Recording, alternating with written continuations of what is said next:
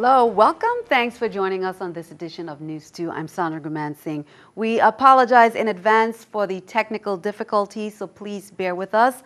Topping our newscast, a St. Croix man wants help to find out just what happened to cause his son to be locked in a local grocery store's freezer for more than 10 minutes. Effrail Jones wants Plaza Extra to meet with him and show him the tape of his son's ordeal. But he says so far they've refused. News 2's Erica Parsons has the story.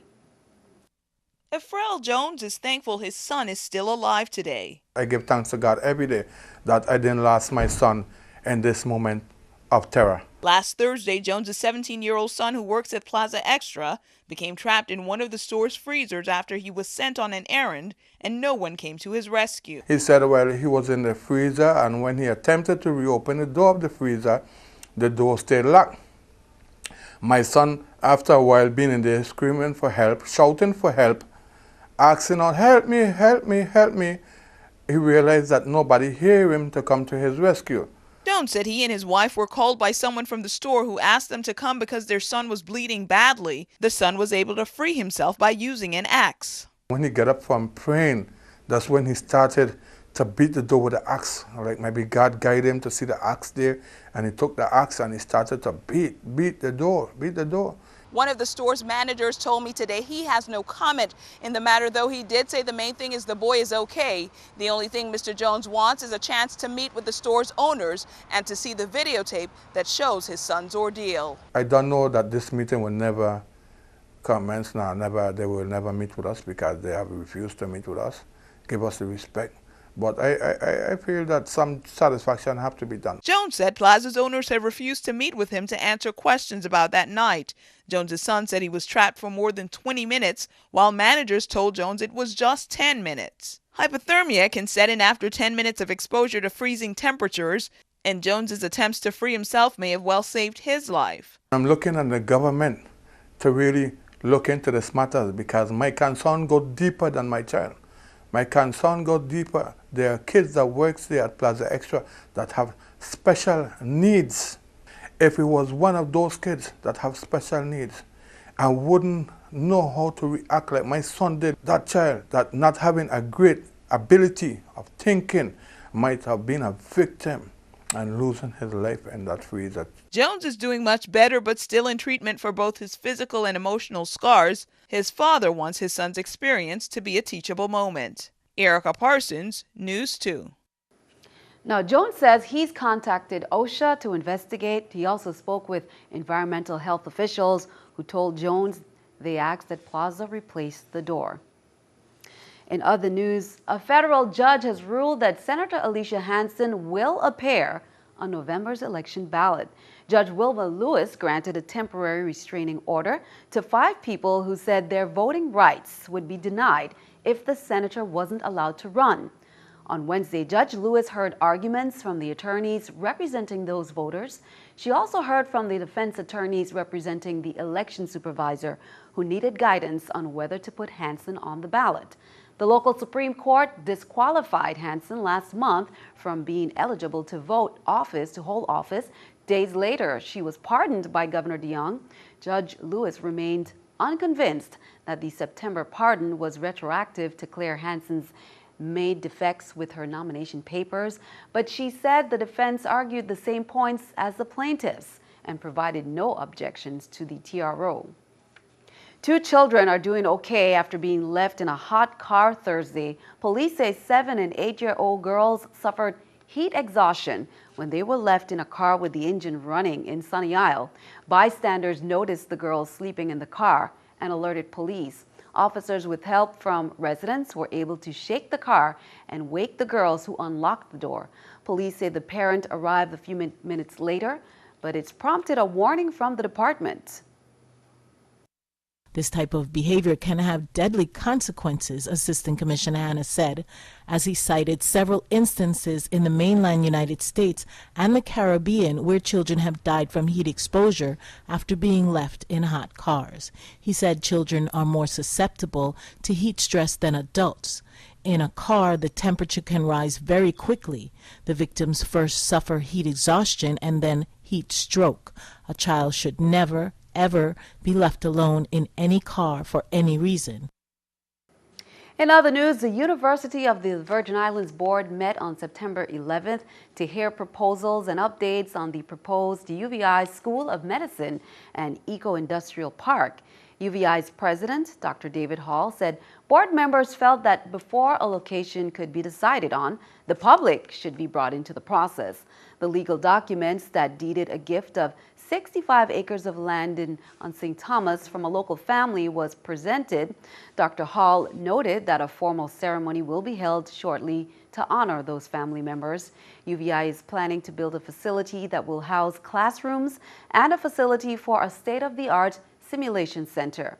While the board will make the final determination on which island, the public will have an opportunity to voice their opinions via some public forums that are being planned. Now, meanwhile, Senator Kenneth Gittens, Vice Chair of the Committee on Health, Hospitals, Human Services, and Veterans Affairs, and other members of the 30th Legislature attended that meeting. During the meeting, Senator Gittens made a pitch to have the facilities built on the island of St. Croix.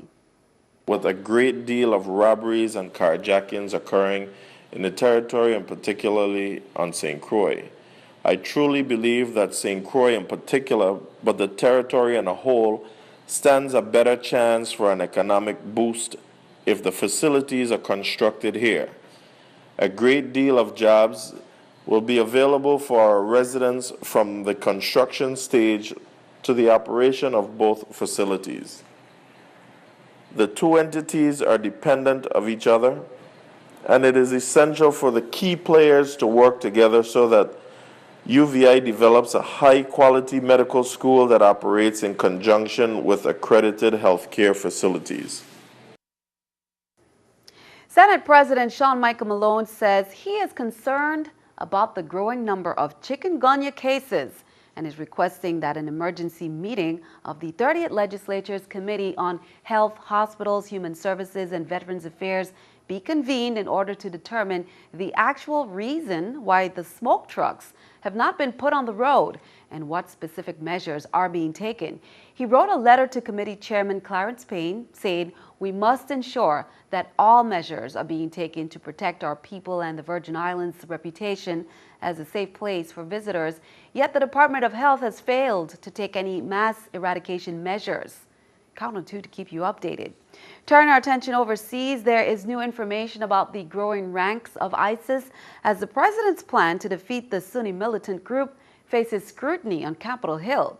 2 days after President Obama called the expanded action a counterterrorism strategy, the White House is using much stronger language today. Craig Boswell has more from Washington. The threat from ISIS is growing. The CIA estimates the Sunni militant group now has access to somewhere between 20 and 31,000 fighters in Iraq and Syria.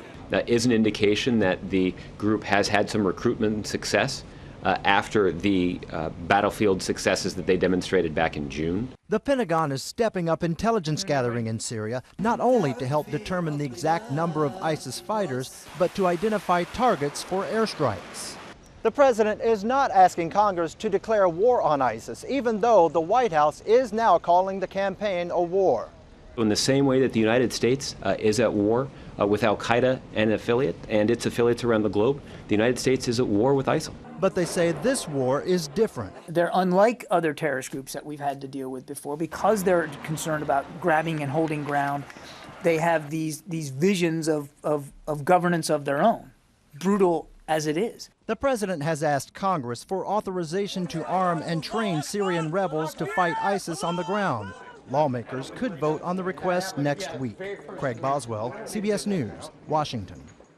And keeping our eye on the economy, the Justice Department wants to crack down on criminals overseas who steal credit card information from Americans. The department is asking Congress to change the law and make it illegal for an international criminal to possess, buy, or sell stolen U.S.-issued cards. Right now, people in other countries can avoid prosecution if they buy and sell the stolen cards outside the U.S.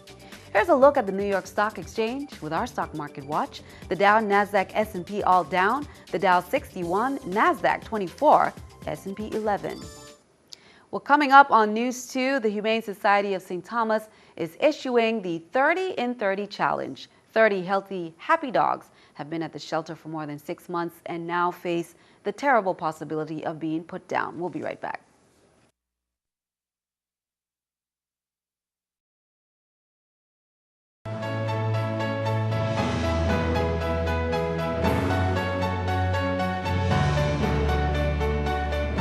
Welcome back. Again, we do apologize for tonight's technical difficulties. Governor John P. DeYoung Jr. has been named as a member of the National Governors Association Economic Development and Commerce Committee by NGA Chair, Colorado Governor John Hickenlooper, and NGA Vice Chair, Utah Governor Gary Herbert. The Economic Development and Commerce Committee has jurisdiction over a broad range of issues in the areas of transportation, infrastructure, telecommunications, international trade promotion, financial services regulation, science and technology development, and affordable housing. Members of the committee ensure that the governor's views are represented in shaping of federal policy. Founded in 1908, NGA is the bipartisan organization of the nation's governors. Well, in celebration of National Honey Month, the Virgin Islands Department of Agriculture and local beekeepers inviting the entire public to the 4th annual Virgin Fresh Beekeepers Bazaar that will be held Saturday, September 13th from 10 a.m. until 4 p.m. at the Tutu Park Mall on St. Thomas. The yearly Beekeepers Bazaar also provides an outlet for producers, processors, and consumers to interact. Now, this year's beekeepers will have a wide variety of products for sale, including honey, honey hot sauces, honey wine, and more. The event will feature educational presentations as well. The St. Croix Beekeepers Bazaar will be held on Saturday, September 20th from 10 a.m. to 4 at the Sunshine Mall.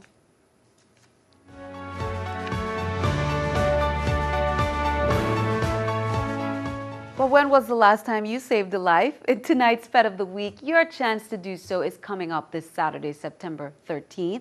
The Humane Society of St. Thomas is issuing the 30 in 30 challenge. 30 healthy, happy dogs have been at the shelter for more than 6 months, and now they face the terrible possibility of being put down. Now, they want you to go over to Yacht Haven Grand at 10 a.m. and let your heart be warmed by the loving eyes and wagging tails of puppies. Check them out on the Humane Society's Facebook page or stop by the shelter across from Cosuless on the Weymouth-Reimer Highway. Save a life while enriching your own this Saturday at 10 a.m. at Yacht Haven Grand for that challenge. Well, be sure to stick around. Your News 2 AccuWeather forecast is coming up next.